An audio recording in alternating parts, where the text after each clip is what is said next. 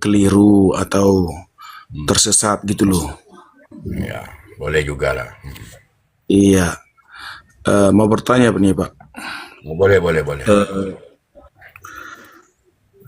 Siapakah orang yang pernah mengakui Allah SWT itu selain daripada Nabi Muhammad di zaman sebelum zaman abad ke-7? Pertanyaan Anda diperjelas dulu supaya jawabannya jelas. Pertanyaannya diperjelas supaya jawabannya jelas. Yang kuat. Kalau belum makan, Oh, makan dulu. Sebetulnya saya juga belum makan, tapi saya kuat-kuatkan aja ngomong biar jelas kan gitu. oh iya, mungkin karena kekenyangan kali Pak ya, jadi agak ini pelan suaranya mungkin ya. Hmm, Iya, bisa jadi. eh, iya. Mau bertanya sekali lagi, mau saya perjelas. Sebelum eh, Nabi Muhammad mengakui Allah SWT, siapakah orang yang pernah mengakui Allah SWT itu, Pak? Sebelum Nabi Muhammad, Iya, Nabi ya, belum Nabi iya, Muhammad mengakui Allah, siapakah yang mengakui SWT. Allah? Oke. Iya, Sebelum Nabi Muhammad mengakui adanya Allah, siapakah yang mengakui? Yang mengakui ini adalah yang mengetahuinya, iya, siapa itu, Pak? termasuk saya. Sebelum Nabi Muhammad, Pak. Nabi Muhammad kan sudah zaman. Kalau sebelum Nabi Muhammad, nenek moyang saya dulu itu mengakui juga. Tetapi yang ada ceritanya, yang ada tulisannya, yang dibuat keterangannya Nabi Muhammad Shallallahu Alaihi Wasallam. Tapi kalau yang lain tidak diceritakan, tidak dituliskan, kan gitu, tidak diriwayatkan. Nah, itu. Tapi semuanya yang sadar, yang tahu, dia mengakuinya. Bagi yang tidak sadar, tidak tahu, tidak mengakuinya, maka dia tidak menyatakannya. Nah, gitu, bos. Justru karena Justru karena itu, Pak, untuk mengetahui kebenaran Allah yang nyata ini, tentunya Allah yang nyata itu sudah ada sebelum dunia dijadikan, betul Pak ya? Ya, sip. Oke.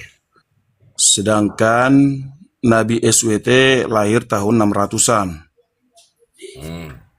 Masehi loh, Masehi. Berarti sudah ada zaman ribuan tahun sebelum Masehi, Pak. Hmm. Se- iya. Jadi sebelum Nabi Muhammad, ada siapakah orang oknum atau pribadi yang pernah mengakui kebenaran daripada Al-SWT itu? Yang tahu, yang Iya paham, siapa? yang Iya siapa, sadar. Pak? Siapa? Kalau di Artinya dalam kalau di dalam tulisan itu ya dikatakan ya Nabi Muhammad itu nabi-nabi sebelumnya, misalnya Nabi Isa, Nabi Ibrahim, mungkin Musa yang ada di dalam tulisan.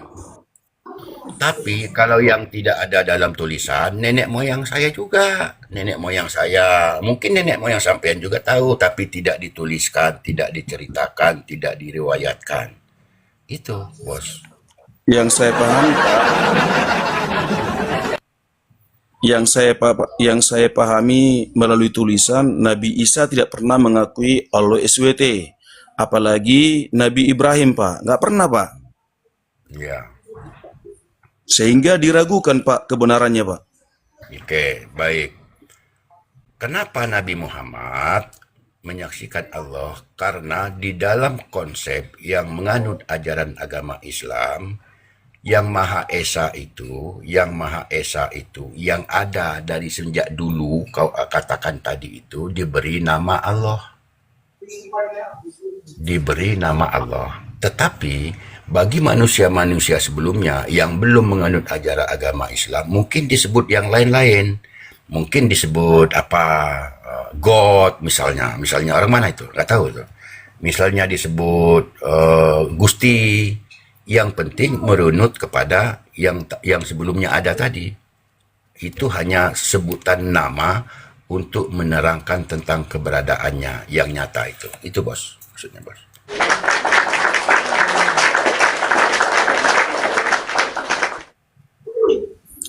Sedangkan yang saya pahami Pak, tulisan atau pesan daripada Nabi Muhammad menyatakan untuk mempersempitkan jalan bagi orang Yahudi dan Nasrani. Bagaimana mungkin Nabi Muhammad mengakui Allah Yahudi sebagai Allahnya Nabi SWT? Nabi SWT, Nabi Muhammad maksudnya. jangan salah ngomong. Iya, maaf. Kalau Anda begitu, Anda berbicara sejarah. Kalau Anda bicara sejarah, yang namanya sejarah itu dibuat, yang namanya sejarah itu dikarang, yang namanya sejarah itu direka-reka untuk menerangkan tentang yang nyata. Maka jangan terjebak dalam sejarah keterangan yang dibuat manusia, tetapi nyatakan saja yang ada dan nyata.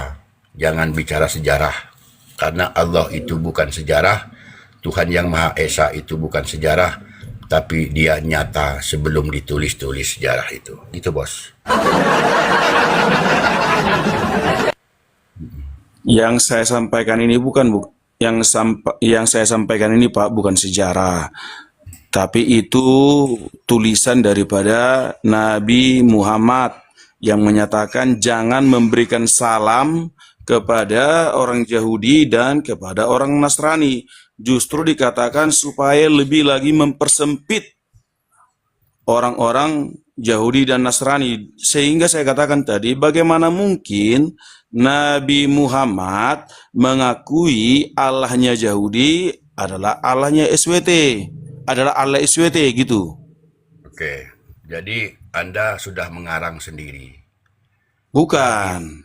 Nabi Muhammad SAW Sallallahu Alaihi Wasallam itu tidak pernah menulis satu huruf pun, tidak pernah dia nulis. Jadi, Nabi Muhammad itu tidak pernah menulis satu huruf, jangankan satu kata, satu huruf nggak pernah. Misalnya U aja nggak pernah dia tulis. Yang ada hanya dia menerapkan, mencontohkan perbuatan yang baik. Lalu orang-orang yang menyaksikannya, orang-orang yang mendengar ceritanya, menuliskan tentang perjalanan hidupnya. Jadi nggak pernah Nabi Muhammad itu nulis, nggak ada cerita bohong. kenapa Nabi Muhammad nggak pernah menulis? Kenapa Nabi Muhammad nggak? Iya. Dia memang tidak menulis karena Kenapa? Iya. karena dia ingin menerapkan perjalanannya saja, bukan menceritakan dalam tulisan, tetapi dia menerangkan tentang perjalanan dirinya yang nyata. Kan begitu, memang nggak pernah nulis. Apakah betul dia itu buta huruf atau bagaimana? Nggak tahu kalau buta huruf. Kalau memang dia buta huruf, kenapa kok dia beranak pinak? Kalau memang dia buta huruf, kenapa dia berdagang? Kalau memang dia buta huruf, kenapa dia bisa beli baju sorban? Bisa beli apa namanya, wewangian? Nggak mungkin dia buta huruf. Kan gitu. Kan tidak harus menulis itu, Pak. Ya memang dia tidak menulis, kan gitu. Mana buktinya kalau dia menulis? Iya, justru karena itu ada tulisan di kitabnya Bapak bahwasanya melarang Muslim untuk memberikan salam kepada Yahudi dan Nasrani, dan justru diperintahkan untuk mempersempit jalan mereka. Demikian. Nggak pernah dia melarang, nggak pernah dia mempersempit. Yang melarang dan mempersempit itu mungkin orang-orang yang bikin karangan, mengatasnamakan, menjual-jual. Mungkin, bukan dia. Dia nggak pernah melarang kok.